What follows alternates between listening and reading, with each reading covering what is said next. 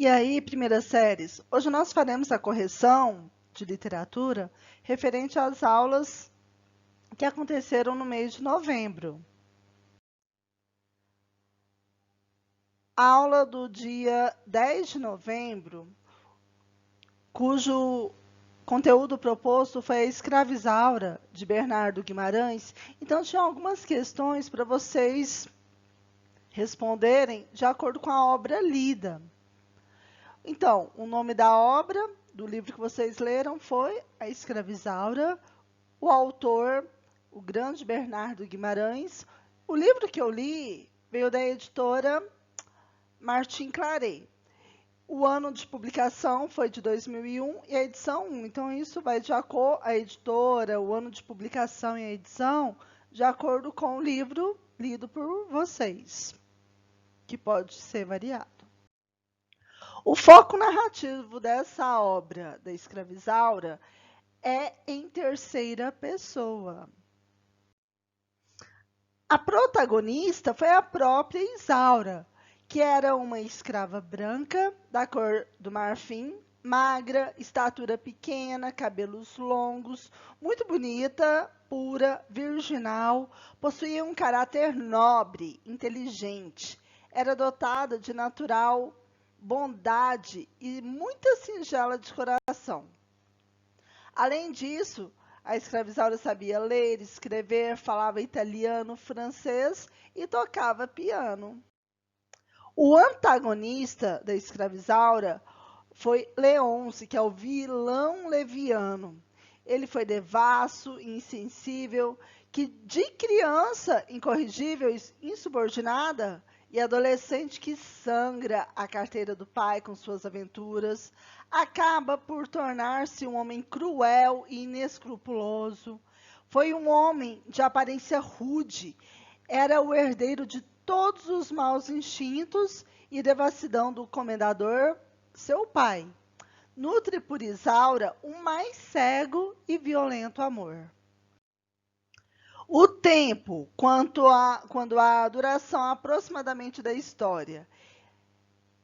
A obra ela foi escrita na campanha abolicionista, em 1875. O autor pretende, nesta obra, fazer uma acusação documentada anti-escravo e da liberdade.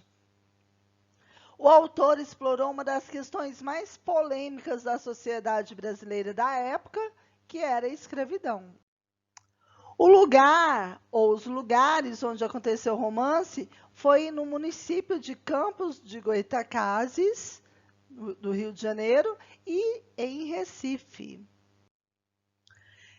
E foi solicitado para que vocês relatassem o enredo da história, da obra.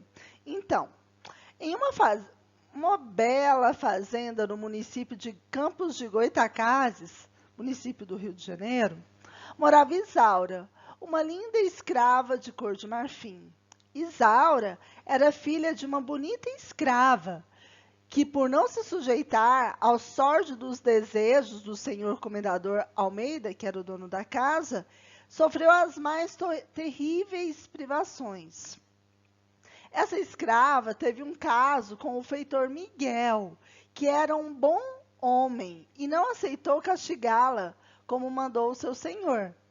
Sendo Isaura fruto desse relacionamento, Isaura foi educada pela mulher do comendador e era dotada de natural bondade e candura do coração, além de saber ler, escrever italiano, francês e piano. A mulher do comendador tinha desejo de libertar Isaura, porém não fazia para conservá-la perto e assim ter companhia. O senhor Almeida se aposenta, retirando-se para a corte e entrega a fazenda a seu filho Leôncio. Este era digno, herdeiro de todos os maus instintos e devassidão do comendador. Casou-se por especulação, nutre por Isaura o mais cego e violento amor. Ele chega à fazenda com sua mulher, Malvina, e seu cunhado, Henrique. Malvina era uma mulher dócil e tratava Isaura muito bem. Henrique era um filho rico, estudante de medicina, e também ficou tocado pela beleza de Isaura. Morre a mãe de Leôncio, sem deixar testamento que libertasse Isaura. Henrique rapidamente percebe as intenções de Leôncio para com Isaura. Temendo que ele traía sua irmã, adverte que não vai tolerar tal ato. Henrique se oferece como amante para Isaura e daria em troca sua liberdade.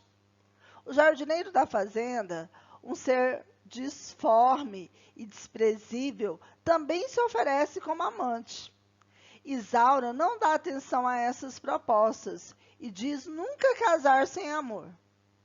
Leôncio é avistado por Henrique e Malvina quando fazia semelhante proposta a Isaura. Malvina sentencia, ou ela, é Isaura, ou eu.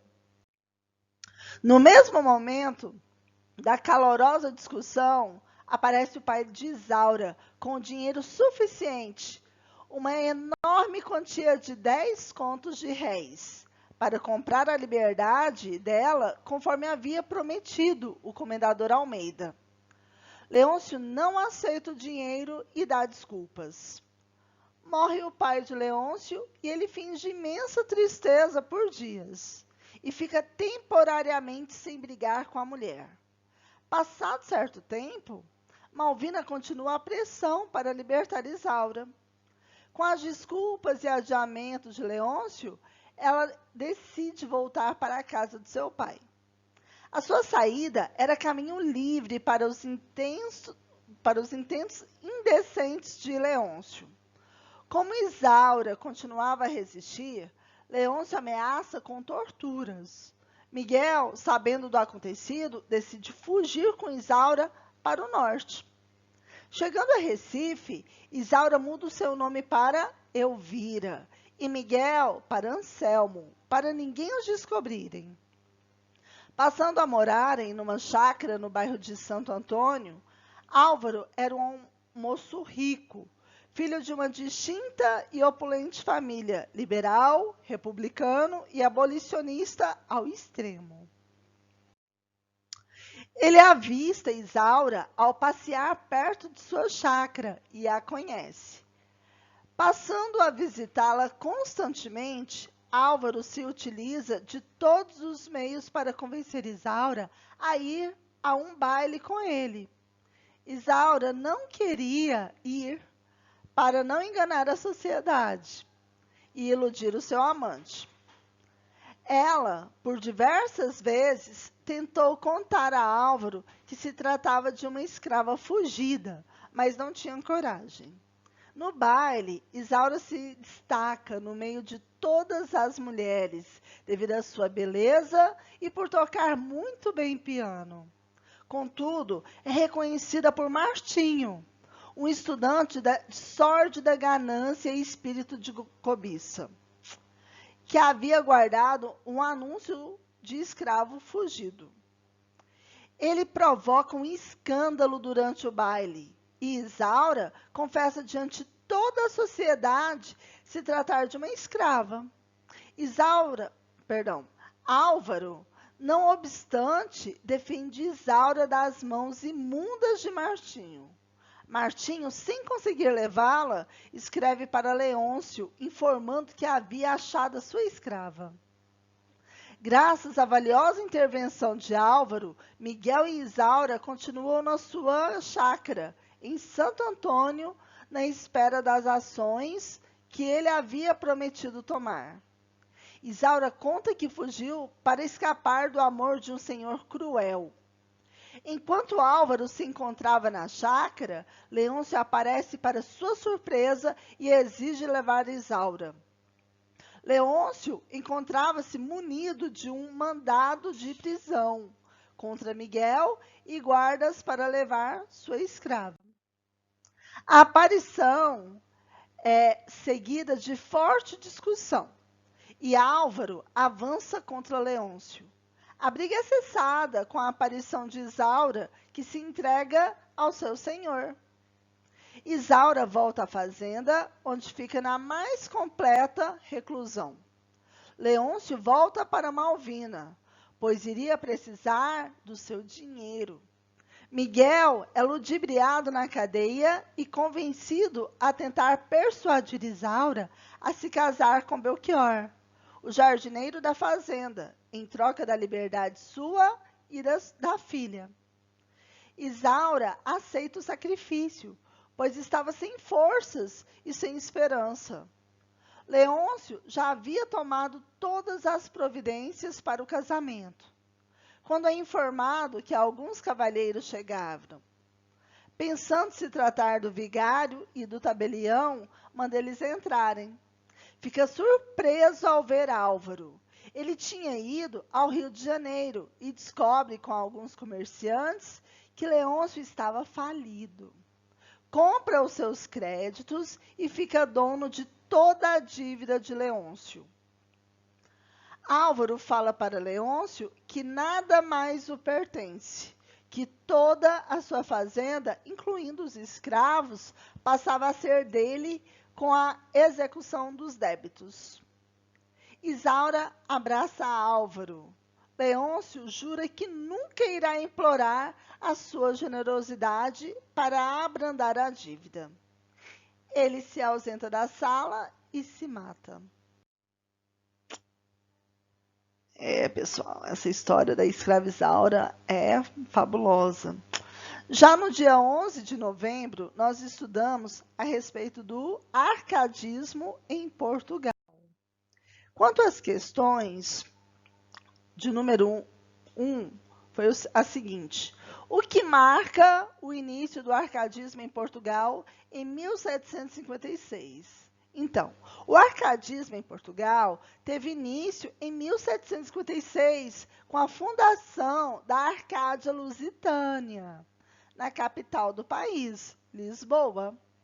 Posterior ao movimento artístico do Barroco, o arcadismo português foi inspirado na Arcádia italiana, que foi fundada em 1690. A questão de número 2 está perguntando qual é o contexto histórico do arcadismo. Então, influenciado pelo avanço industrial europeu e pelo iluminismo, o arcadismo, que aconteceu no século XVIII, valorizou o pensamento racional, além da simplicidade estética. Além disso, o contexto histórico do arcadismo é contemporâneo ao iluminismo, à ascensão da burguesia e ao declínio da monarquia absolutista. Questão 3. O que foi o arcadismo em Portugal? O arcadismo em Portugal foi um movimento ou forma literária simplificada que fazia oposição ao barroco, que foi a escola anterior que possuía exageros em sua constituição. Uma das frases presentes na composição do arcadismo em Portugal era cortar o inútil, em referência à inutilidade da religiosidade que o barroco pregava. A questão de número 4 pergunta quais são as principais características do arcadismo em Portugal. Nós vamos ter linguagem simples, o bucolismo, que é a vida no campo, e pastoralismo, simplicidade e exaltação da natureza, e a crítica à burguesia aos centros urbanos. A aula referente ao dia 25 de novembro foi sobre o arcadismo no Brasil. Questão de número 1. Como se iniciou o arcadismo no Brasil? Então, também foi conhecido como neoclassicismo, o arcadismo no Brasil, que teve como marco inicial o livro Obras Poéticas, de Cláudio Manuel da Costa, em 1768, e foi a principal tendência estética produzida no país na época, tendo seus principais autores presentes na cidade de Vila Rica, a atual Ouro Preto, em Minas Gerais. Questão de número 2. Quais os lemas do arcadismo? Carpe diem, que significa aproveitar a vida, viver o momento. Fugere urbem, que significa, vem do latim, fuga da cidade, remetendo à felicidade da vida do campo, em contraste com o caos urbano. Aurea mediocritas, que significa o desvínculo à vida material, que, segundo os Árcades, era considerada uma vida medíocre, entretanto rica em realizações espirituais. Também inutilia truncat, que significa cortar o inútil, ou seja, afastar-se da infelicidade que o apego material pode causar. Questão de número 3. Qual o contexto histórico do arcadismo no Brasil? O arcadismo no Brasil, ele ocorreu em meados do século XVIII e concentrou-se principalmente na região da Vila Rica, na atual Ouro Preto, em Minas Gerais. Esteve diretamente ligada ao crescimento urbano das cidades do estado e sofreu influências de todos os movimentos intelectuais, como o iluminismo. A escola literária sucedeu o barroco e é conhecida também como neoclassicismo. O arcadismo teve início no Brasil a partir da publicação do livro Obras Poéticas, de Cláudio Manuel da Costa, no ano de 1768. Concentrou-se principalmente na região de Ouro Preto, em Minas Gerais, durante o ciclo do ouro, o que tornou o local o centro econômico do país. Na época, o Brasil era colônia da coroa portuguesa, portanto, ainda tinha os seus recursos atrelados à metrópole. Quais os principais escritores do arcadismo no Brasil? Nós temos Santa Rita Durão, Basílio da Gama, Cláudio Manuel da Costa, Tomás Antônio Gonzaga, Silva Varenga e Inácio José de Alvarenga Peixoto. Número 5. Quais são as principais características do arcadismo no Brasil? Então, dentre as principais características do arcadismo no Brasil estão o apego pelos valores da terra, expressos por meio de poesias simples e bucólicas, a valorização do índio como o bom selvagem e a sátira política que abordava a exploração portuguesa e a corrupção dos governos coloniais.